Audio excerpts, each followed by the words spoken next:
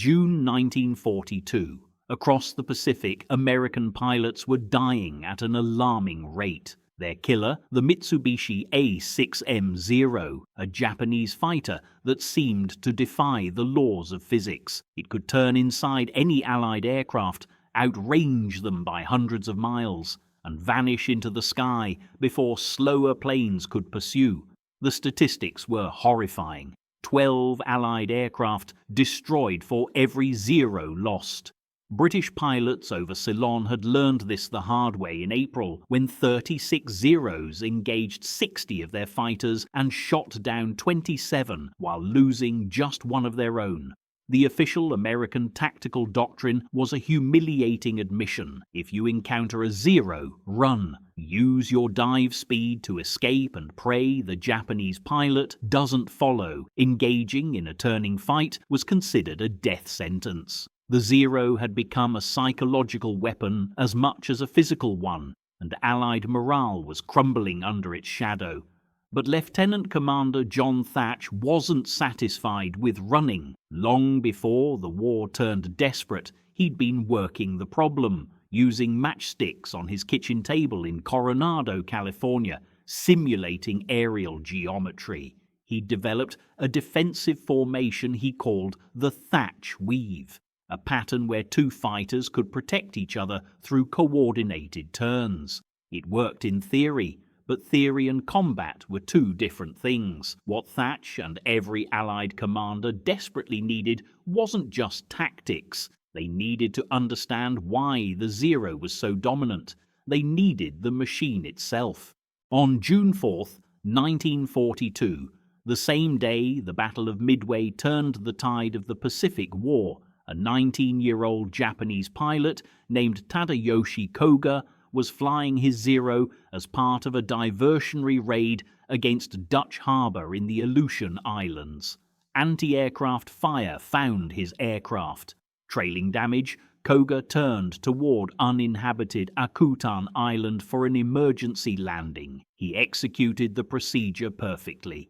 Landing gear down, lined up on what appeared to be a soft, grassy field. But the grass concealed a marsh. The moment his wheels touched down, they sank deep into the bog. The Zero flipped violently onto its back. Koga's neck snapped instantly. The irony was cruel, but perfect. Koga's textbook forced landing had preserved the aircraft almost entirely intact, hidden in the Aleutian wilderness. His death would save thousands of Allied lives. 5 weeks later, on July 11th, a US Navy PBY Catalina crew spotted the overturned fighter during routine patrol. They immediately recognized what they'd found. This wasn't wreckage, this was intelligence gold. The Zero was carefully salvaged and shipped to Naval Air Station San Diego, where it was repaired, repainted in American colors, and prepared for the most important test flights of the war. Japanese historian and Lieutenant General Masatake Okumiya would later call the loss no less serious than the defeat at Midway.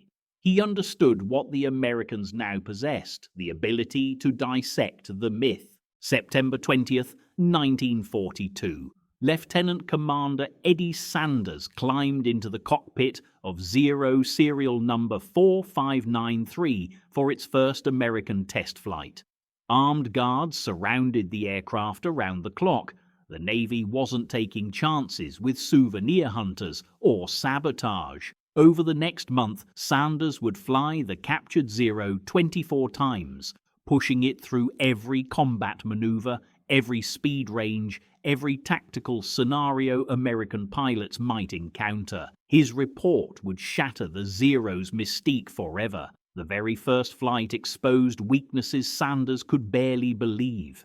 Above 200 knots, the ailerons, lacking any hydraulic assistance, simply froze up. Rolling maneuvers at high speed required enormous force, and the aircraft rolled left far more easily than right. The legendary agility that made the Zero unbeatable in slow-turning fights vanished the moment speed increased. It became sluggish, predictable, vulnerable. Sanders documented every detail with clinical precision.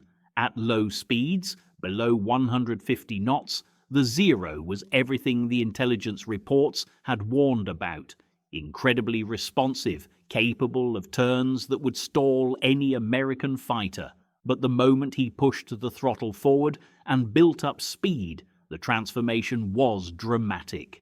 The control stick that had been feather-light now required both hands to move. The aircraft that had pirouetted through the sky now wallowed like a transport plane.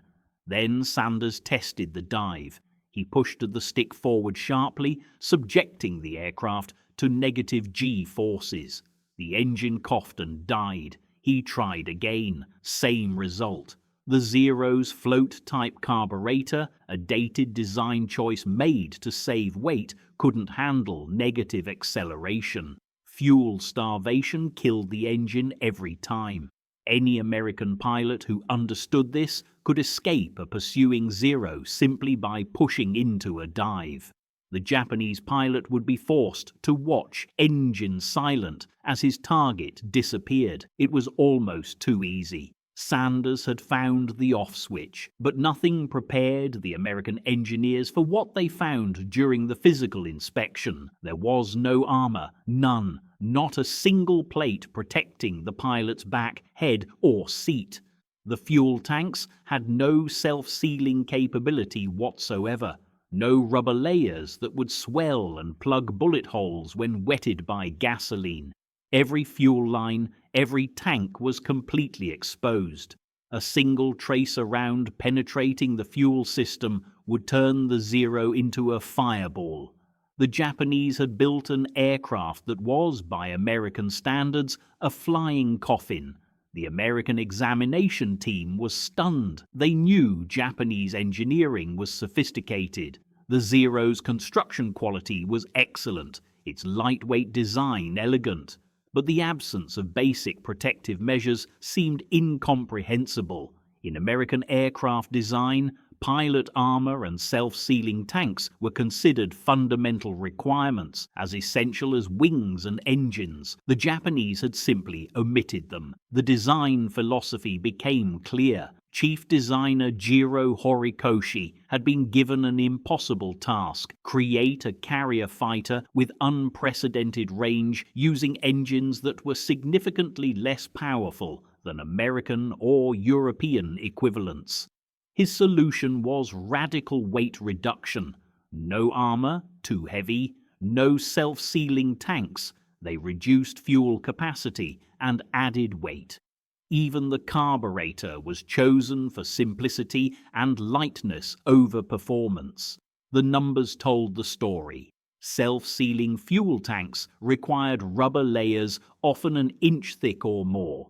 That added substantial weight and reduced the volume available for fuel. For an aircraft designed to patrol across hundreds of miles of ocean, that trade-off was unacceptable.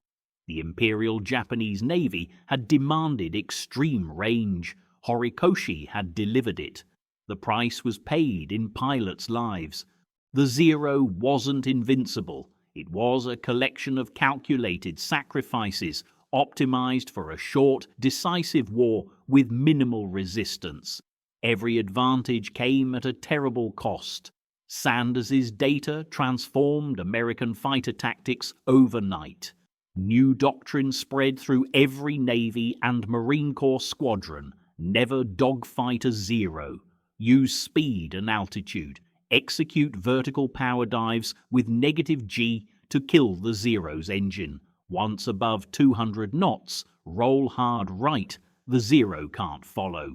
These weren't theoretical suggestions. They were survival instructions backed by hard engineering data. Lieutenant Commander Thatcher's V formation, once considered experimental, was now validated by scientific proof. His intuitive understanding of mutual support and geometry had been correct. The captured Zero proved why. Japanese pilots couldn't follow coordinated high-speed maneuvers, and the weave forced them into the Americans' guns while denying them the slow-speed turning fight they needed to win. The intelligence windfall accelerated American fighter development.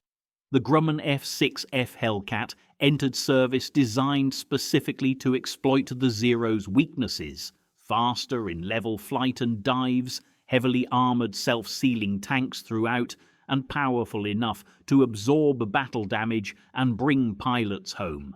The Hellcat and the Corsair that followed embodied everything the Zero wasn't: survivable, robust, forgiving. The psychological impact was immediate and profound. American pilots who had once fled from Zeros in terror now hunted them with confidence. They knew exactly how to fight, maintain speed, use altitude advantage, dive to attack, and escape vertically before the Zero could respond. The boom and zoom tactic became standard procedure. The days of turning fights were over. By mid-1943, the kill ratios had reversed. American fighters were shooting down Zeros at rates that mirrored the early war disasters, but now the Japanese were dying. The Zero's fragility meant experienced pilots were lost at catastrophic rates. While damaged American fighters limped home for repair, their armor-plated seats having saved their pilots' lives, their self-sealing tanks preventing fires, Zeros exploded or burned. Japan's irreplaceable veteran airmen were consumed by the same design philosophy that had once made them invincible. The strategic implications extended far beyond individual combat.